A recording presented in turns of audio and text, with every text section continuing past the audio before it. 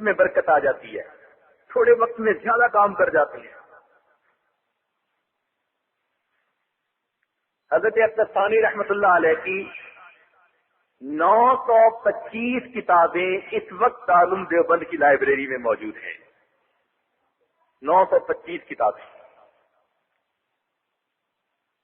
جو انہوں نے بلا واسطہ لکھی، اور جو کتابیں انہوں نے اپنے شاگردوں سے، خلفاء سے ہدایات دے کر لکھوائی، اس سب کی فہرست 2700 بنتی ہے۔ ہم ان کتابوں کو پڑھ بھی نہیں سکے، انہوں نے لکھ کیسے لی؟ وقت میں برکت۔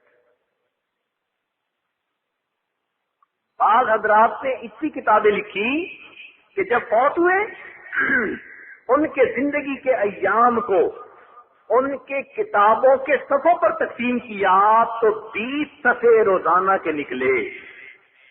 اب 20 صفحے نئی کتاب سے روزانہ لکھ لینا کوئی آسان کام نہیں ہے۔ یہ کیا چیز تھی؟ یہ برکت تھی، قوت حافظہ میں برکت۔ ابو زرع رحمۃ اللہ علیہ کا ایک شاگرد ایک مرتبہ رات کو دیر سے گھر آیا،